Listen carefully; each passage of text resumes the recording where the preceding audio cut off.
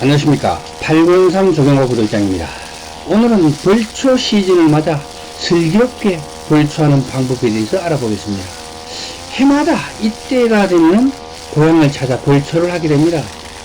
추석을 앞두고 벌초를 할 때 예초를 하다가 산소 주위에 땅벌집 잘못 건드려 가지고 벌들의 공격을 받아가 사고를 당하게 되는 경우를 왕왕 보게 됩니다. 운이 나쁘면은 죽을 수도 있습니다. 지금부터 예초 작업의 기본 지식과 산소 주위 벌초 시 주의해야 될 사항에 대해서 알아보도록 하겠습니다. 예초 작업에서 가장 중요한 것은 뭐니 해도 안전이 최고입니다. 그 첫 번째가 안전모 일체형 안면 보호구, 이 필수입니다. 그리고 예초 작업은 무릎 보호대, 앞치마 등과 같은 안전 장비도 반드시 장착해야 되겠습니다. 예초기로 예초 작업을 해보면 10분도 안 돼가지고 온몸에 막 돌이 튀고 얼굴에 잔물이 가득한 것을 보게 됩니다. 반팔 티셔츠나 반바지 차림으로 예초를 한다고 나가는 것은 너무 위험하니 반드시 피해야 될 첫 번째가 되겠습니다. 그 두 번째는 군용 전투화가 좋죠. 안전화는 좀 목이 긴 것도 좀 짧더라고요. 그래서 저는 군용 전투화 아니면은 안전장화를 신는 게 좋다고 생각합니다. 무덤가에는 뱀이나 벌들이 있는 경우가 매우 흔하기 때문입니다. 특히 말벌이나 독사가 또아리를 들고 있는 경우에 무심코 예초기를 메고 들어갔다가 낭패를 당하는 경우가 많습니다. 제가 몇 해 전에 벌초를 하러 갔다가 땅속에 집지고 사는 말벌들에 쏘여가지고 응급실에 간 적이 있습니다. 그때 말벌들의 공격력이 어마무시하다는 걸 느꼈습니다. 제 장갑을 갖다가 왼팔이었죠. 장갑을 꽉 물고는 한 번 쏘고 마는 게 아니라 세 번, 네 번 계속해서 공격을 하더라고요. 그때는 정말 끔찍했습니다.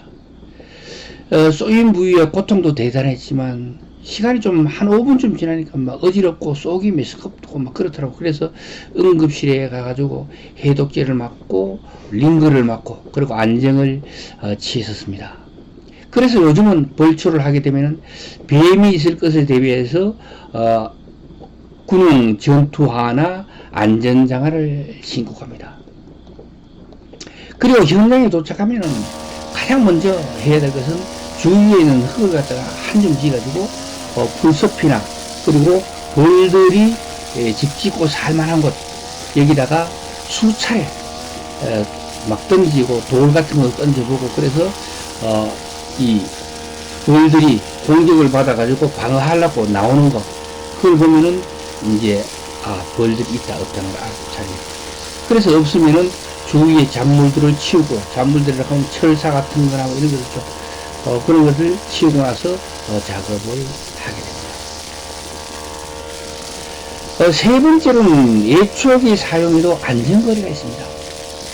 예초기를 시동 걸 때는 반드시 한 손으로 예초기대를 잡고 발로 예초기를 밟은 다음에 엔진 회전수를 로우 약하게 놓고 그 다음에 시동 손잡이를 잡고 힘차게 당겨주면 되겠습니다. 예초기 시동과 동시에 날이 회전할 수 있으면 주의를 기울여야겠어요. 예초기로 작업을 할 때 반드시 작업자를 중심으로 5m 정도 안전거리를 서로 확보해 주는 게 좋겠습니다. 실제로 작업하는 사람도 많이 다치지만 주위에 구경하는 사람들이 더 많이 다쳐요. 그건 왜냐 하면은 실제로 예초기를 사용하게 되면 예초기 옆으로 돌거든요. 그래서 울러 튀어오르는 것보다 옆으로 날아가는 경우가 훨씬 강하고 멀리 날아갑니다. 지난해 여름 작업인부 2명을 데리고 예초 작업을 하러 갔는데요. 고속도로 북면이었죠. 거기는 신설 고속도로가 되다 보니까 풀들도 좀 많이 났지만 이게 풍화작용이 덜 일어나가지고 돌들이 날카로운 것들이 많았어요. 그런데 한 30분쯤 지났을까? 예초기 엔진 소리가 안 들리더라고요. 그래서 가보니까 작업자의 왼팔등이었죠. 여기가 찢어졌더라고요. 그리고 피가 나고 있어요. 그래 보니까 옆에 있는 다른 작업자의 이 예초기 날에 맞고 돌이 튕겨서 깨지면서 여기에 찢겨졌더라고요. 그래서 안전거리를 지키지 않는 것은 굉장히 위험하니 반드시 안전거리를 지키고 작업하는 게 좋겠습니다. 그리고 잔물이나 철사, 돌 등 이런 거는 사고를 부르는 전조이므로 반드시 작업하기 전에 벌을 쫓고 나서는 철사를 치운다든가, 그러면 큰 돌 같은 거 있으면 이런 걸 주워다가 옆으로 옮겨주는 게 좋겠습니다. 예초기는 정말 다양한 종류들이 시중에 많이 나와 있습니다. 그래서 제가 사용하는 예초기 중에 몇몇 종류는 괜찮은데, 그렇지 않고 나머지 종류들, 뭐 계양 예초기나 미쓰비시 예초기나 뭐 일반 중국산은 말을 할 것도 없고요. 이 대부분의 예초기들은 이 넘어졌을 때, 넘어져가지고 사람이 가다 보면은 뭐 운전 벌초하러 가는 게 꼭 뭐 포장도로만 아니고 비포장도로 있잖아요.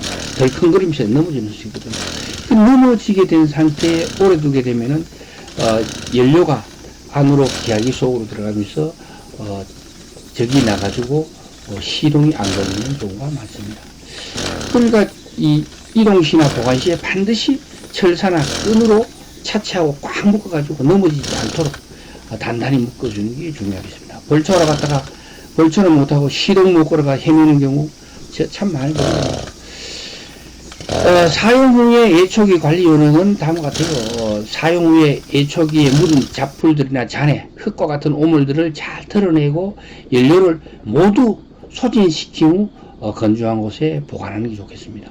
연료 거꾸를 잠근 상태에서 시동을 걸어가지고 시동이 꺼질 때까지 두면은 그게 바로 연료를 완전히 소진하는 겁니다.